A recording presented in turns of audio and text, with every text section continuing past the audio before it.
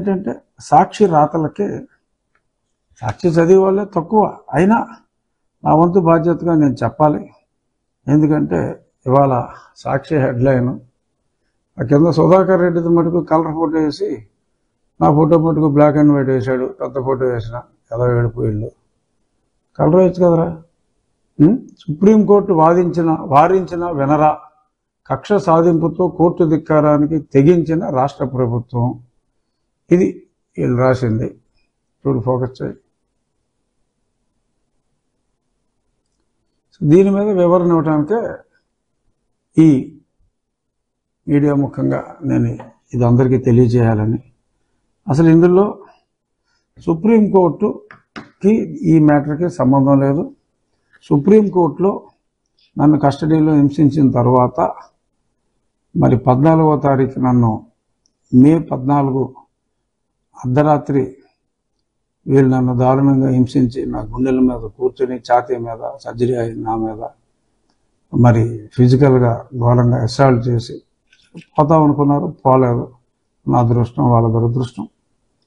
మరి 15వ తారీఖు నన్ను హాస్పిటల్కి తీసుకెళ్ళి హాస్పిటల్లో పరీక్షలు చేసిన తర్వాత 16 అంటే ఆదివారం నాడు సాయంత్రం నన్ను జైల్లోకి నెట్టబడ్డా. 16వ తారీఖు ఉదయం సుప్రీంకోర్టు అసెంబ్లీ అయ్యి హాలిడే రోజు వెకేషన్ బెంచ్ నన్ను వెంటనే మిలిటరీ హాస్పిటల్కి తరలించమని చెప్పడం జరిగింది.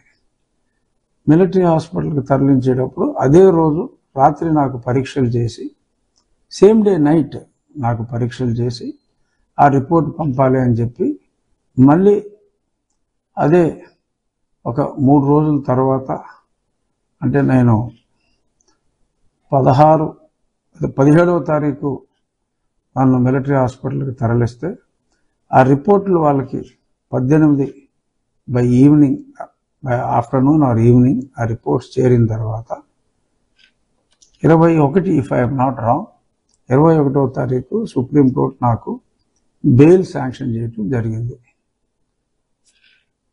ఆ కేసు ఓన్లీ బెయిల్ వరకే.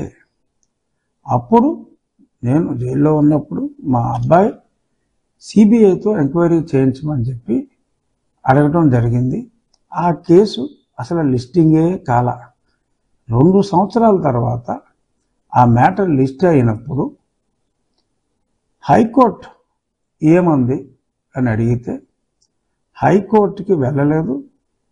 అప్పుడు బెయిల్ ఇచ్చిన సందర్భంగానే సుప్రీంకోర్టుకి ఈ కస్టోడియల్ టార్చర్ గురించి కూడా అడగటం జరిగింది అని అంటే మరి హైకోర్టుకి వెళ్ళి రావటం కరెక్ట్ కదా అని కోర్టు వ్యాఖ్యల్లో అన్నప్పుడు we will go back to High Court.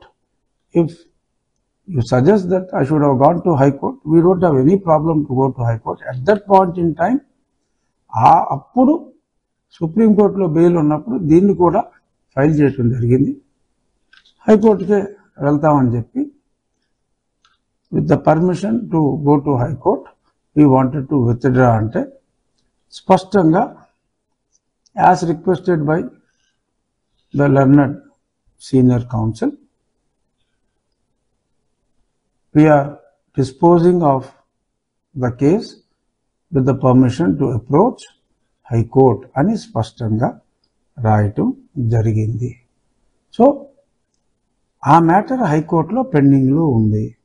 హైకోర్టులో హియరింగ్కి వచ్చినప్పుడు హైకోర్టు వారు ఈ మెడికల్ రిపోర్ట్స్ అన్నీ కూడా ఏదో కాల్ చేయాలని చూస్తున్నారు అంటే ఆ మెడికల్ రిపోర్ట్స్ జాగ్రత్త పెట్టమన్నారు. అలాగే ఆ పిదప ఈ cell phone details of all the CID officers and the staff who are there at the time వీళ్ళందరూ అలాగే తాడేపల్లి దగ్గర కూడా కొందరు కాల్స్ అని నేను చెప్పడం జరిగింది. చాలామంది ఫోన్ డీటెయిల్స్ అన్నీ కూడా ప్రిజర్వ్ చేయాలి అని చెప్పి సిబిఐకి డైరెక్షన్ ఇవ్వటం, ప్రిజర్వ్ చేయమని ఆ టెలికాం వాళ్ళకి అందరికీ కూడా నోటీసులు ఇచ్చి ప్రిజర్వ్ చేయమంటం జరిగింది. ఆ పిదప మళ్ళీ ఆ మ్యాటర్ హియరింగ్కే రాల, అది పెండింగ్లో ఉంది. ఏంటి ప్రిజర్వ్ చేయమన్నారు కొంత డేటా, సిబిఐకి ఇవ్వాలా, ఎవరికి ఇవ్వాలి అనేది పెండింగ్లో ఉంది. ఈలోపు మరి ఇక్కడ దుష్ట ప్రభుత్వాన్ని ప్రజలు అంతమొందించిన తర్వాత వైనాట్ 175 అనే వాళ్ళని కేవలం 11కే పరిమితం చేసిన పిదప రాష్ట్రంలో ప్రజాకంటకుల స్థానంలో ప్రజాపాలకులు వచ్చిన నేపథ్యంలో నాకు లోకల్గానే ఇప్పుడు పోలీసుల ప్రవర్తన మారే ఉంటుంది, అంతా చెప్పిన వెధవ పనులన్నీ చేసే పనికిమాల వాళ్ళు కాదు పోలీసులు అనే ఒక సద్భావనతో నేను ఇక్కడ గత మాసంలో ప్రభుత్వం మారిన తర్వాత నేను కంప్లైంట్ ఇవ్వటం జరిగింది 10వ తారీఖు. దాన్ని మొన్న మళ్ళీ అనుకోకుండా యాదృచ్ఛికంగా అది 11వ తారీఖు అయింది.